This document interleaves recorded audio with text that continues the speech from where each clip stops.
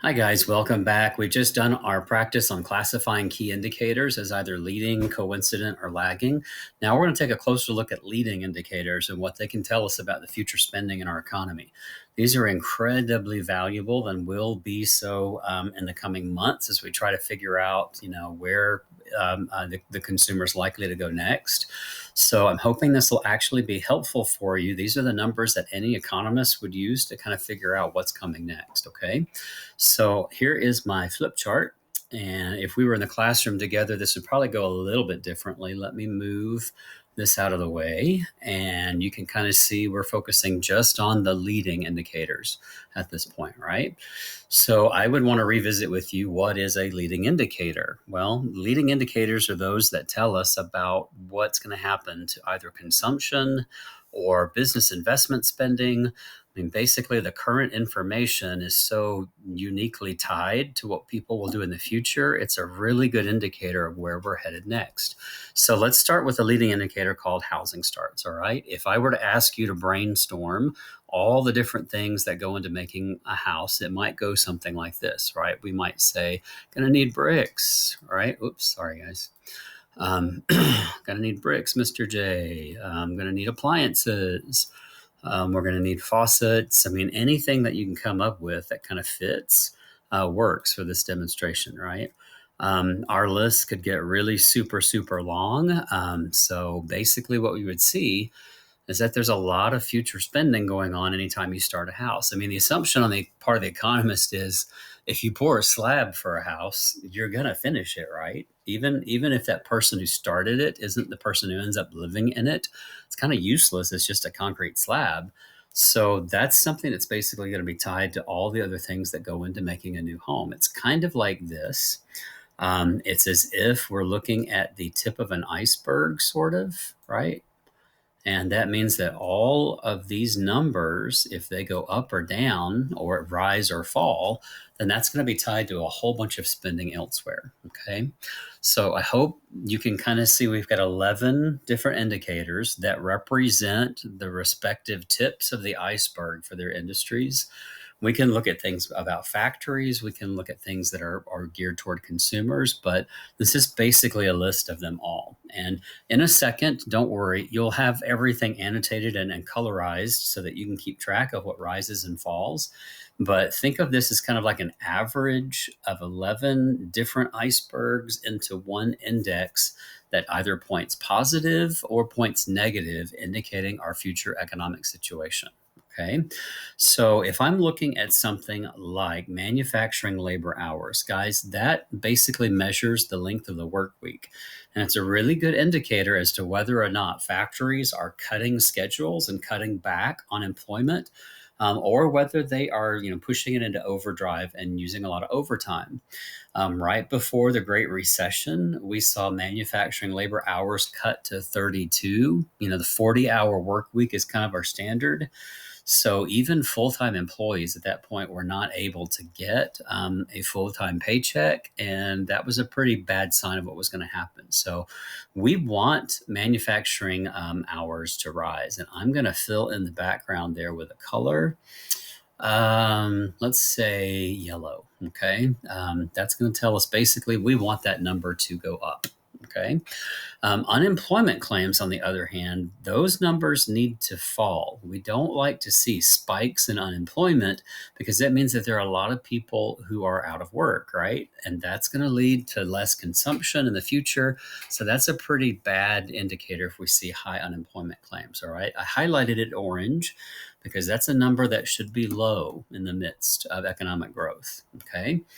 New durable goods orders, that's the number of big ticket items that are ordered by consumers. It takes a lot of confidence to buy a new car or refrigerator or something that's, not easily paid for in one paycheck. So that's a measure of consumer confidence, the number of new durable goods orders. Okay. Let's say, okay, I think next on your page, if I'm looking back here, let me just double check my work, guys. I'm trying to follow what you have in your notes. And I think the next thing is, delayed deliveries. Okay, let's talk about that. Now, delayed deliveries sounds just bad, right? If you're considering yourself as a consumer. Essentially, what we want are things to come very, very quickly if we're like ordering on Amazon or something online. But stepping back from the economy, making sure that we're looking at this like an economist who looks at consumers and businesses and government spending as, this an image of broader health. And the idea is that we want delayed deliveries to rise. That means it's taking companies longer to get through their orders for the day. And that means that they're not sitting by the phone waiting on the next thing to happen. So we really need to understand delayed deliveries is a number that needs to go up. We want it to take our companies longer and longer economically to get things to the consumer. Okay. After that, I think you guys have building permits. Now that number, we know we want that number to rise. Okay. Number of new businesses formed, we want that number to rise. If we have new plants and equipment, that means business investment spending is robust and strong. So far, we've got a lot of numbers that need to point upwards and not in the negative territory. Total inventories, guys, this is a number that comes to us from the warehouses, right? Ideally, during a healthy economy, we want this number to be low.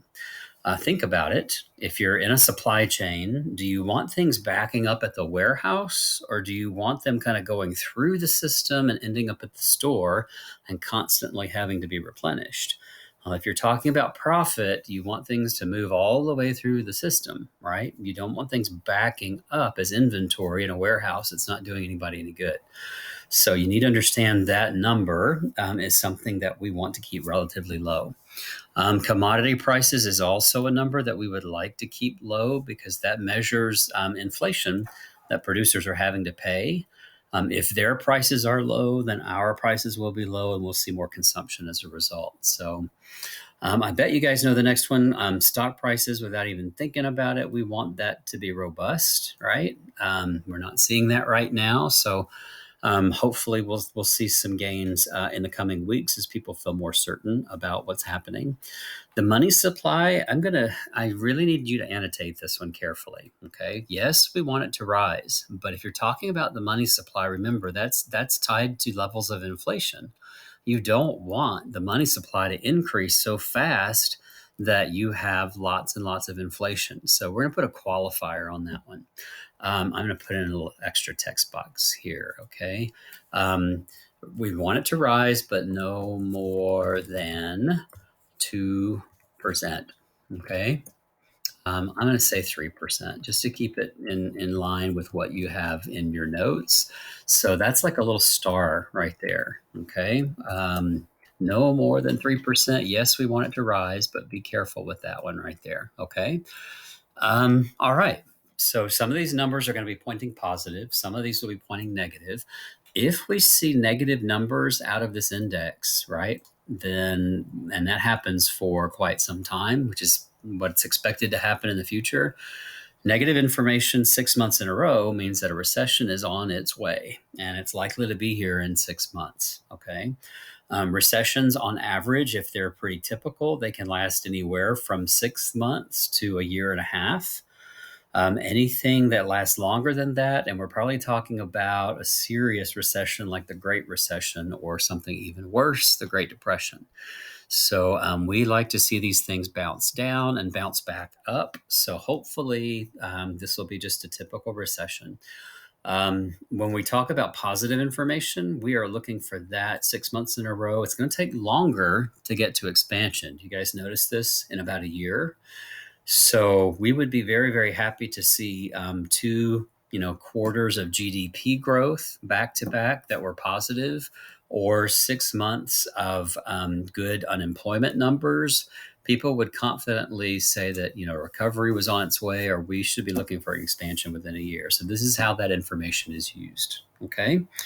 I'm going to reset the page. And again, you guys will have this color-coded thing at the end of the talk, but let's talk a little bit more about how we'll use this information. Okay. Here is a picture of the business cycle, guys, and this is probably how I will ask it to you on the test. I'll just simply point to either, a period of an expansion, a peak, maybe a contraction or a trough, and ask you which direction numbers should be pointing. Okay. I think the biggest help that I can give you is that you got to remember these are leading indicators. Okay. They are tied to the future. So let's say I am at a point like B, right? And I want to know what these indicators are telling me about what's coming up next. Okay. Do you see how it might be confusing for some people to say, hey, we're at the highest point of the cycle, then all of these numbers should be great, right? But that's exactly wrong, okay? Because these things look forward to the future at a peak, they're going to be predicting a contraction, okay? So a number like new durable goods orders, for some reason, will drop. Okay, and then we will go into the next part of that cycle. At a point like B, you might see the stock market falter. You might see delayed deliveries decrease, right? You might see manufacturing labor hours get cut.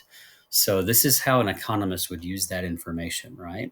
Now, if I flip this around and I go to say something like D, then at the bottom of a trough, eventually we're going to see positive information, right? That tells us about what's coming up here. So what I'm drawing here for you guys is what a leading indicator is all about. It doesn't just give you information about where you are, it tells you about where you're going. So here is where I would expect building permits to pick back up. New plants and equipment orders might rise. You might see building permits increase. I mean, there's any number of ways or questions that we could ask, but I want you to understand how these work because these are leading indicators that tell you about the future. Okay. If I go to the next flip chart page, you guys can see these three indicators. These are the ones that we're highlighting that we want to keep low. So down is good, right? Total inventories means things are moving through the warehouse. Unemployment claims means things are looking good for the American worker if those are low. Commodity prices being low mean the prices that you and I pay will be low. So that's definitely what we would like to see. All right, so using the same idea, if I highlight B and say this is where we are, guys, what would be happening as you look forward, right? I cannot draw with this thing. Sorry. There we go. I would probably see like total inventories begin to rise, right? Things would start slowing down at the warehouse as we go into that contraction. For some reason, people would start showing up in the unemployment line. And you might even see a spike in commodity prices as the economy tries to keep up at that very active state. Okay. So I think this will be simple for you to understand, but it might take some practice, and that's what our homework is for. Okay. So we will definitely handle that. Here are some questions, basically things that you'll see on your test. So I wanted to discuss them with you. Why is an increase in delayed deliveries considered a positive thing for the economy? Well, here's the answer. More economic activity creates backups and bottlenecks, bad for customers, but good for the overall economy, right? I hope by now you're understanding that you really have to pull yourself out of the situation and step back and look at the broader economy, right? We're playing the role of economists now and trying to really figure out what's going to happen next. Okay, so let's grab another question. Why is an increase in total inventories considered a negative thing? Well, the answer, slowdown in the economy will mean fewer orders for our country's warehouses to fill. When they back up, it means the economy is suffering. So that's not something we want to see. Over here, if an increase in the money supply is going to cause inflation, why do we want it to grow? All right, so a controlled 3% increase in inflation keeps just enough new money in circulation to meet a growing economy's needs.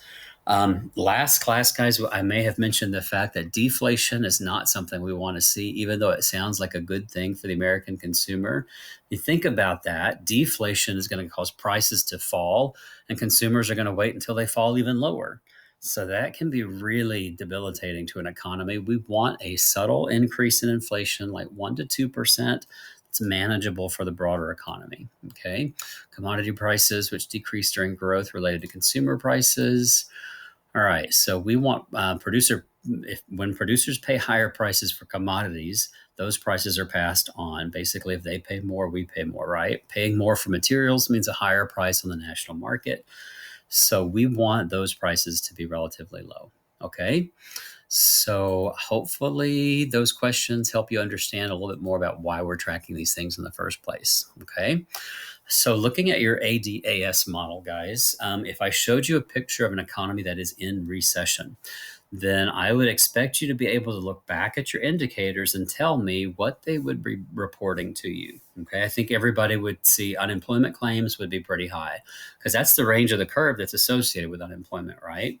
Commodity prices probably pretty low because there's no upward pressure on that price and output. So perhaps durable goods orders, you could say, would be low. Housing starts would be low. I mean, basically, our goal would be to get this back into range 2, but that may take some fiscal policy action or some monetary policy action to have an effect, right? So just realize I can ask you about AD and AS and what's going on with our key indicators. All right. In an inflationary economy, we're going to have just the opposite. We're going to see high commodity prices. We're going to see an economy that's going as hard as it can because the output is like at 100%. We've hit the vertical wall here. And basically, if we go any higher, we're just going to get higher prices with no output, right? So I think unemployment claims is going to be low, right? I mean, you practically have 100% of the entire workforce working here. So highly likely that you're going to be maxing out what the economy can do. We would have probably high delayed deliveries and maybe low total inventories at a spot like this. So this is an economy, if you think in your mind, with this much inflation, that's about to overheat. Later, we'll talk about policy actions that will help bring this back into range 2. Okay. So looking ahead here, what you can see, guys, are a lot of links here. You will have this presentation and you can check out what's going on at the bls.gov. You can look and see what the U.S. Census is saying about building permits. Stock prices are easy to follow on any major web browser. GDP you can find out at the Bureau of Economic Analysis. Okay, so basically, because there's a question on the quiz next time about what the most serious challenge to the economy is right now, I want you guys to think about answering unemployment because I really have been hearing some horror stories. Okay, we will wait until the end of the week to get our unemployment numbers, and I'll post an update for you next time. Okay. That's basically it. Now we need to go back to your worksheet that you were annotating with Mr. J so that you can see you've got everything you need right here. There's a reminder at the top of the page about, negative information or positive information and when we're likely to see a recession or expansion. I've color coded the increased numbers as blue and the decreased numbers as orange. So you have a cheat sheet that you can use that tells you what's going to be happening in the middle of an expansion. Okay. So this is one of those situations where if you see the opposite of what you have coded here, you'll need to change direction and thinking in your mind. But all in all, this should be a handy dandy resource for the 11 indicators that you need to use. I'll say this too. This needs to be your word bank for your homework. When you start filling in those blanks, these are the things that we should see as answers.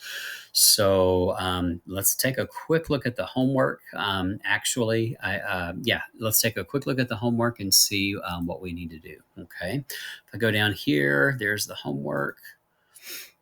It's a Google slide, so you will copy, annotate, and submit. So here we go through the process. Copy.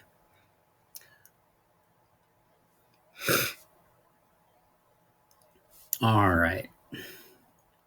Oh, this is actually your economic indicator. So let me correct this, and I will come back here in just a second.